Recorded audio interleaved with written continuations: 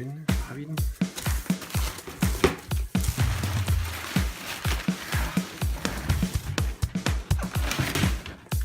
Her har vi den. Min første drone med et nogenlunde kamera forhåbentlig, og mulighed for opgradering til en GoPro. En Syma X8 HG. Så den er ligesom de andre X8'ere, men den her har en hover-funktion, som er sådan barometerstyret. Det vil sige, den via lufttrykket skulle den åbenbart kunne holde sin højde. Hvilket jeg synes er interessant. Det håber jeg virkelig virker. Nå, lad os se det. Lad os se dyret. Ja. Fedt. Den er flot. Metallic rød, lige i min farve. Der skal lades batterier, og der skal monteres kamera. Jeg bliver lige nervøs. Jeg har pakket det hele ud her. Der er strømforsyning, der er lader, der er selve dronen, der er styringen, der er ekstra batterier, der er ekstra propeller og propelcover, landingsstel. Hvor er kameraet? Og så ser jeg, det sidder der bagpå, og der er endda en lille smule værktøj. Det er super fedt, der er ekstra propeller med. Men jeg håber sgu ikke, at jeg får brug for dem. Men se nu her. Dejlige bøjelige. Det første, der skal gøres, det er selvfølgelig, at jeg skal have ladt det her batteri op, så jeg kan komme ud og flyve. Desværre så blæser det helt vildt meget i dag, så jeg kan ikke rigtig flyve. Så lades der. Taget batteriet ud og sat det til den her lille connector her. Jeg skal have nogle flere batterier, det er helt sikkert. Det er en 2000 mAh, men jeg ved, man kan få nogle 2400.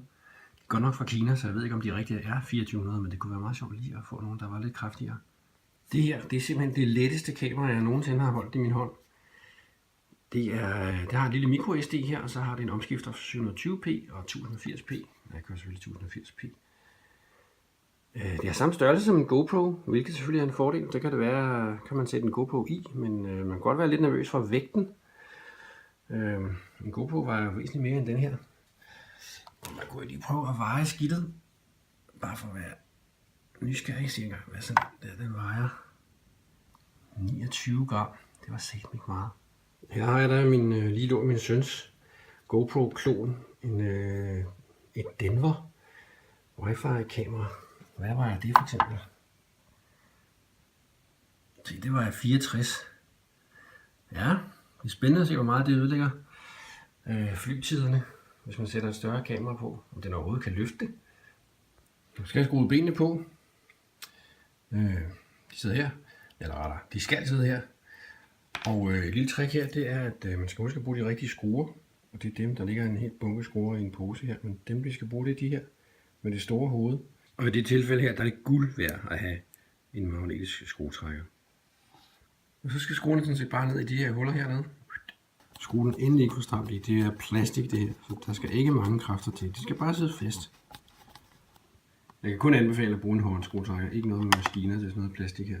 Til min første flyvetur med den her Syma her, der vil jeg helt klart montere sådan en propelbeskyttere. De følger med, de ligger her. Så sådan her ud, og de skal sidde lige her. Og der skal man simpelthen lige gøre det, at man hiver den her ud. Og her, der skal altså ind og sidde der. Og så skal den selvfølgelig lige skrues fast.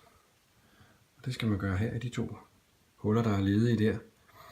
Og der skal man være opmærksom på, det er så de skruer med små hoveder.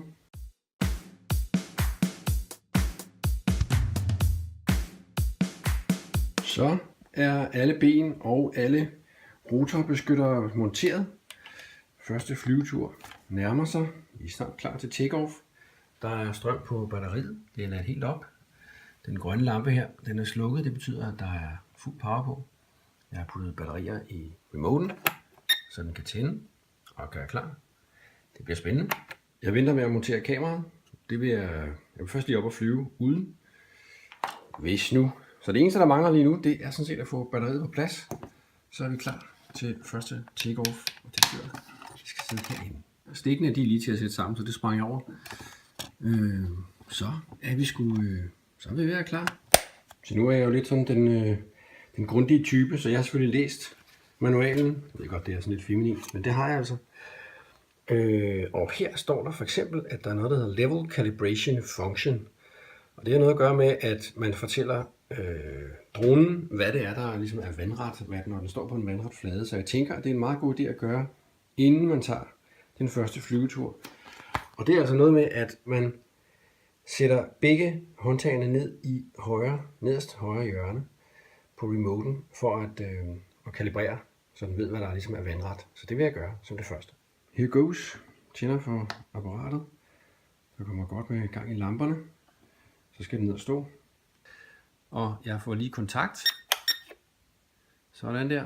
Og så holder jeg altså begge håndtagene ned i højre hjørne. Sådan her.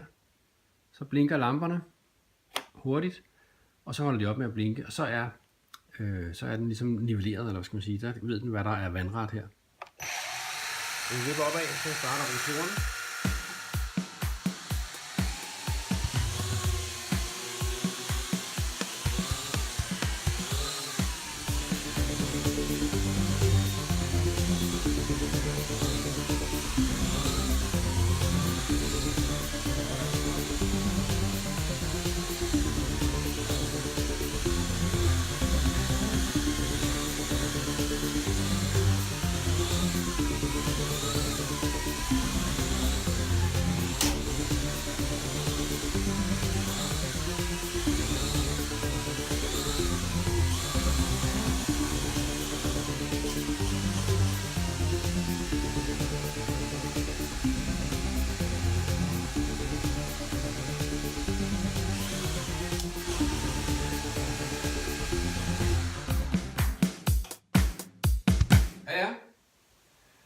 Jeg er ikke imponeret af dens hopper-funktion. Den gynger noget op og ned.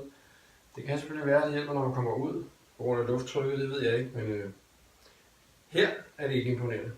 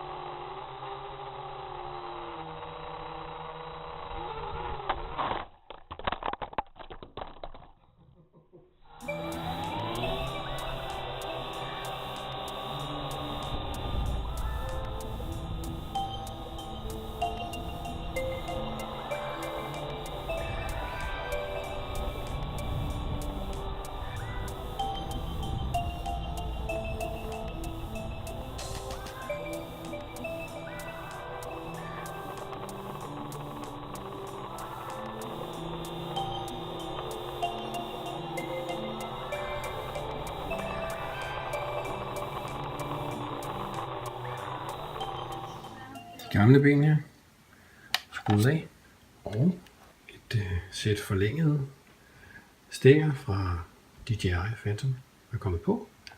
De passer lige her, så nu er der plads til kameragimbal.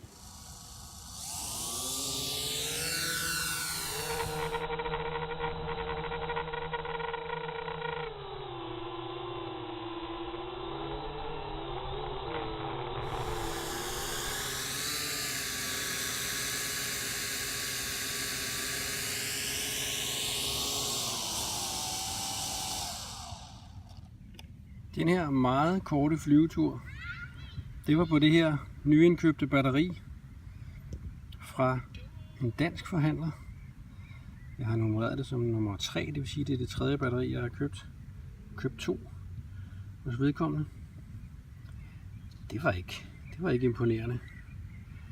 Det originale batteri gav mig meget længere flyvetid. Nu sætter jeg batteri nummer 2 i fra samme danske forhandler. Spændt på at se, hvor meget flyvetid jeg får ud af den. Og i med klik.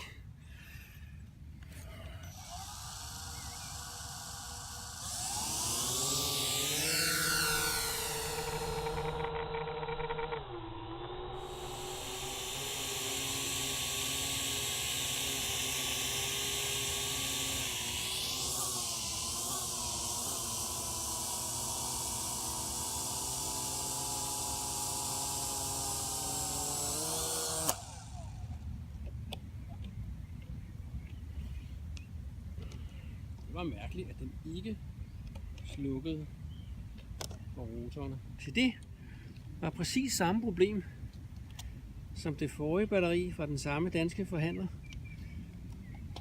Det holdt bare ikke særlig længe. Minutterne kan jeg skrive på skærmen, jeg har dem ikke her. Men jeg timede det. Det blev varmt, men der var lyn. Der gik ikke lang tid, før der var low bat advarsel.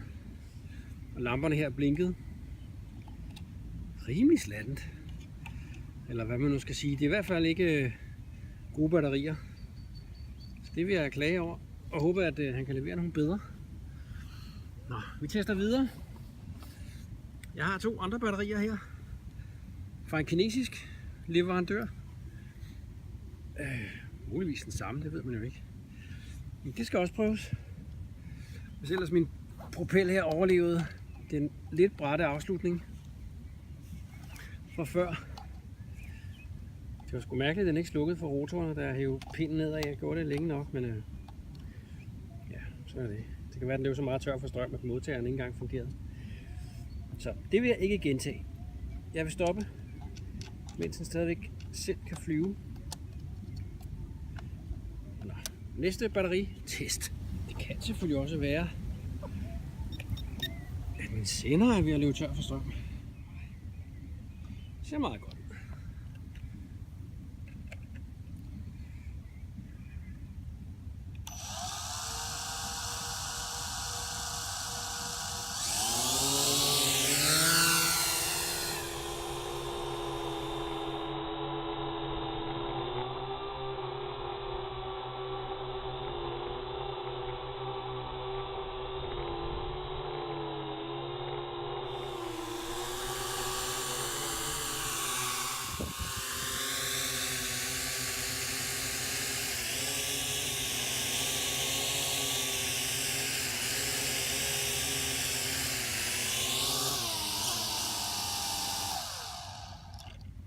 Det var heller ikke lang tid, det der. Mand, nogle dårlige batterier jeg har fået fat i. Det var dog irriterende. Jo.